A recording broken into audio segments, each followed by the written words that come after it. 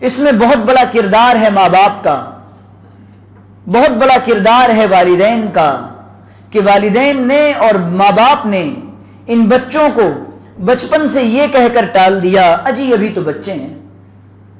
اجی ابھی تو بچے ہیں، ابھی تو بچی ہے۔ آپ اس بچی کو لباس ویسٹرن پہنا رہے ہیں، اس کو اسکارف کا کوئی پتہ نہیں،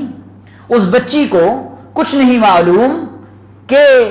شریعت اسلامیہ کا لباس کون سا ہے، اس بچی کو یہ نہیں معلوم کہ سطر کس کو کہتے ہیں، اس بچی کو محرم اور غیر محرم کا فرق نہیں معلوم، اس بچی کو ادب، تمیز، اخلاق کا کوئی پتہ نہیں۔ بعد میں ہم روتے پھرتے ہیں کیونکہ یہ مزاج کہاں سے آیا؟ یہ مزاج ماں نے دیا ہے،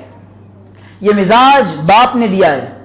یہ ماں باپ کا تساہل اور تغافل اور ان کی سستی اور کاہلی ہے، یہ ماں باپ کی تربیت میں عدم توجہی ہے۔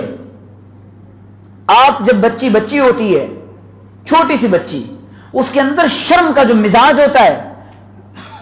دوسرے لوگوں سے ملوا کر کے، گیدرنگ کروا کر کے اس مزاج کو ختم کرایا جاتا ہے، اور شرم و حیا کو بالکل جنازے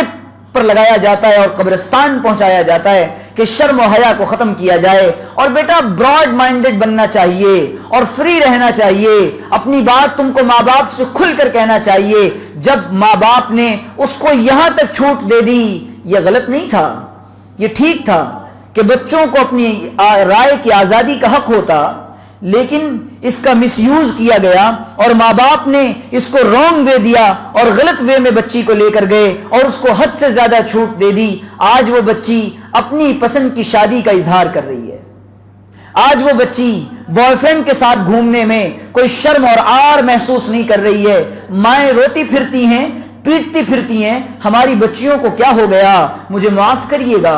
یہ بیج ماں باپ نے لگایا ہے، مجھے معاف کریے گا آپ نے جو نظام تعلیم چوز کیا ہے، مجھے معاف کریے گا آپ نے جو ایجوکیشن سسٹم چوز کیا ہے، مجھے معاف کریے گا آپ نے اس کے لیے بچپن سے جو کھانا پینا چنا ہے، مجھے معاف کریے گا آپ نے اس کے لیے جو لباس بچپن سے چنا ہے، مجھے معاف کریے گا آپ نے اس کے فرینڈ سرکل میں جو نہیں دیکھا، اس کے دوستوں میں جو یہ رہتی تھی آپ نے نہیں دیکھا، آج یہ آپ کو اس کا نتیجہ بھگتنا پڑ رہا ہے۔ بچے نافرمان یوں ہی نہیں بن جاتے، یہ بچپن سے محنت ہوا کرتی ہے ان کی فرما برداری پر، یہ بچپن سے محنت ہوا کرتی ہے ان کے نافرمان بنانے پر، ان کے مزاج میں، ان کے رگ و پے میں نافرمانی کے مزاج کو اور نافرمانی کو اور بغاوت کے مزاج کو ڈالا جاتا ہے۔ تو پیارے نبی صلی اللہ علیہ وسلم نے فرمایا اولاد نافرمان ہو جائے گی، بچیاں اپنی ماؤں پر حکم جتائیں گی۔ بچی گھر میں بیٹھی ہوئی ہے، ماں کو کہہ رہی ہے سارے کام تم کرو، اور اگر مجھے کام کہنا ہے تو میں پڑھائی چھوڑ رہی ہوں۔ لعنت بھیجیے ایسے نظام تعلیم پر، اور لعنت بھیجیے ایسے نصاب تعلیم پر جو ماں کو تھکتا ہوا دیکھے، لعنت بھیجیے ایسے نظام تعلیم پر اور ایسے نصاب تعلیم پر اور ماڈرن ایجوکیشن پر جو ماں باپ کی قدریں بھلوا دے۔ یہ سب کا سب بائی پلان اور سب کا سب منصوبہ بندی کے ساتھ باقاعدہ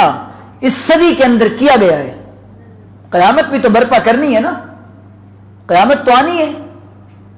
تو پیارے نبی صلی اللہ علیہ وسلم کی اس بات کو یاد رکھیں اور اپنی بچیوں کی تربیت پر خصوصی توجہ دیں۔